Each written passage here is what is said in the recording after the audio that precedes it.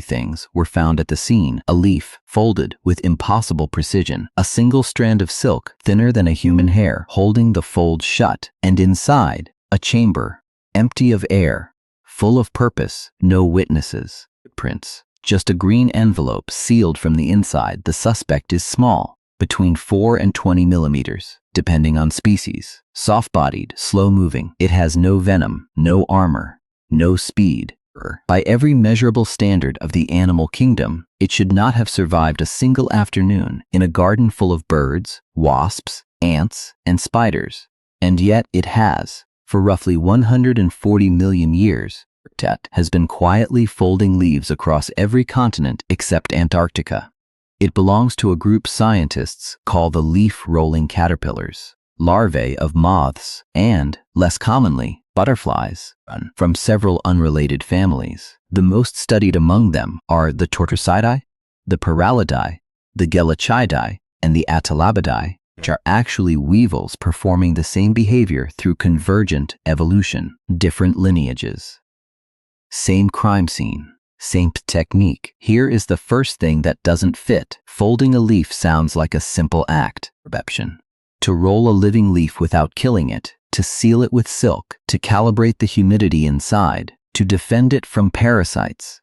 This requires a suite of behaviors that no single caterpillar was taught by a parent. Mother moth laid her eggs and left, sometimes weeks before hatching, sometimes months, and yet the newborn larva, no larger than a grain of rice, emerges and begins folding architecture on the first day of its life. Instruction.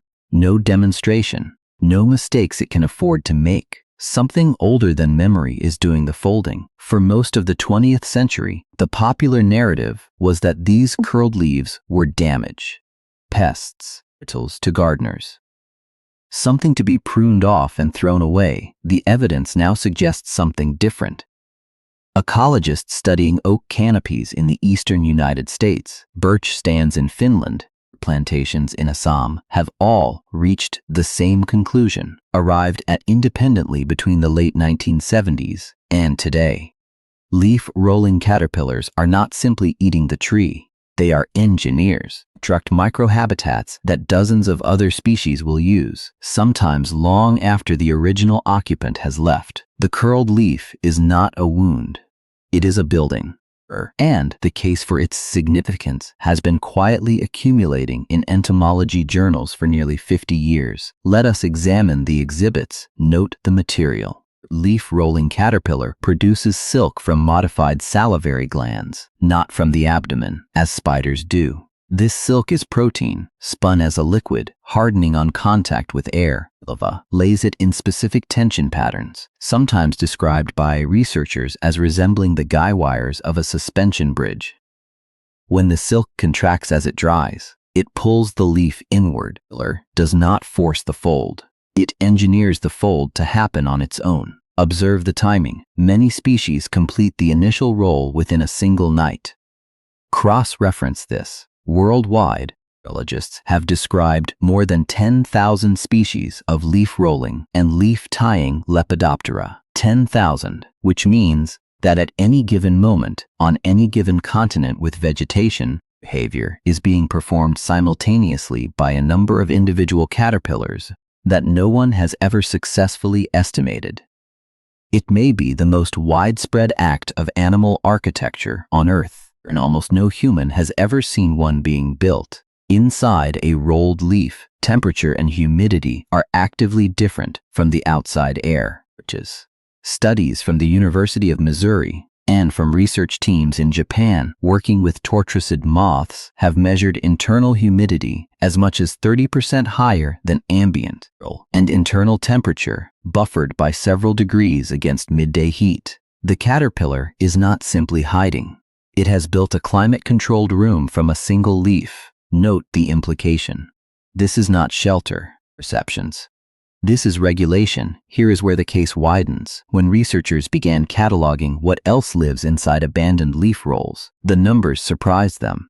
In a landmark long-term study of white oak canopies, biologists found that a single leaf roll, once vacated, was reused by an average of dozens of other arthropod species. Over the course of a season, spiders, mites, tiny beetles, other caterpillars, even solitary bees.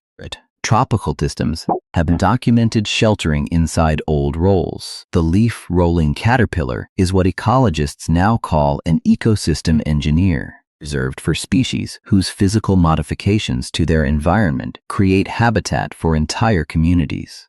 Beavers are ecosystem engineers. Coral polyps are ecosystem engineers. And so quietly, the thing inside the leaf you were about to throw away.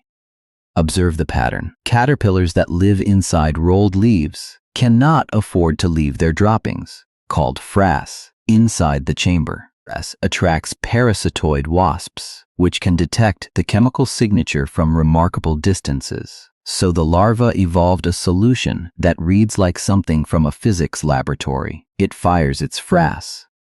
Using a hydraulic mechanism at the rear of its body, the caterpillar launches each pellet away from the leaf, sometimes reaching distances more than 40 times its own body length. Researchers at Carleton University, silver-spotted skipper larvae, documented pellets traveling over 1.5 meters.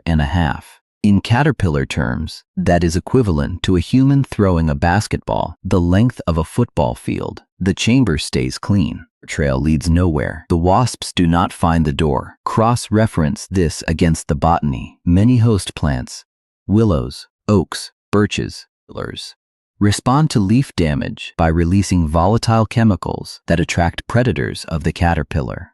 It is a form of plant communication, well documented since the 1980s, but leaf-rolling caterpillars, kept shut, appear to suppress or contain this chemical alarm. Some species go further. They incorporate the plant's own defensive compounds into their bodies and become chemically distasteful to birds.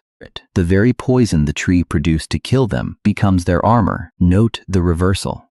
The prey wears the plant's warning like a stolen uniform. And here is the final piece of evidence. The caterpillar does not stay a caterpillar. After weeks inside its folded architecture, it pupates, often within the same rolled leaf, sometimes descending on a silk thread to the soil. It emerges as a moth species, a small, brown, unremarkable moth, the kind you would swat away from a porch light without a second thought. Deception, which means the moth you have been ignoring for your entire life may have once been the architect of a structure that sheltered a dozen other species, regulated its own climate, launched its waste with hydraulic precision, and a tree's own poison into a shield you did not know because it did not ask to be known. When I first connected these dots, I genuinely sat back in my chair, because what struck me was not any single fact. It was the shape of the whole. This creature, which most gardeners have been trained to remove, is doing more coordinated engineering in its short larval life than most vertebrates accomplish in years. Deception. And it is doing it silently, without recognition, in a curled leaf that we call damage. I keep returning to one question that entomologists themselves have raised in the literature. If we misread the work of something this common, this visible, this present in every temperate forest on Earth, what else are we misreading? What other small, quiet, folded things are we mistaking for waste? I'd have an answer. Only a suspicion.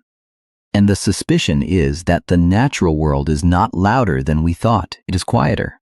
And we simply were not listening at the right volume. The verdict: a leaf is not damage. It is a residence, a nursery, a laboratory, a hydraulic waste disposal system, a chemical fortress, and most often, public housing project that will outlive its original tenant and serve a dozen strangers before the season ends. The suspect is not a pest. The suspect is a 14mm civil engineer, working under a deadline written into its genome, with tools it inherited from ancestors who were folding leaves before the first flowering plants had finished evolving. Case closed. What's your verdict? In the comments. And if you have ever pulled a curled leaf off a plant and thrown it away, I want to know what tree it came from. I read every reply. Somewhere in those answers is a map I have been trying to draw for a long time. But there is another file on my desk. And this one involves something your bathroom ceiling has been hiding for years. It does not fold, it waits. And what it is waiting for is stranger than anything we investigated tonight. The evidence is already there. You just have not looked up yet.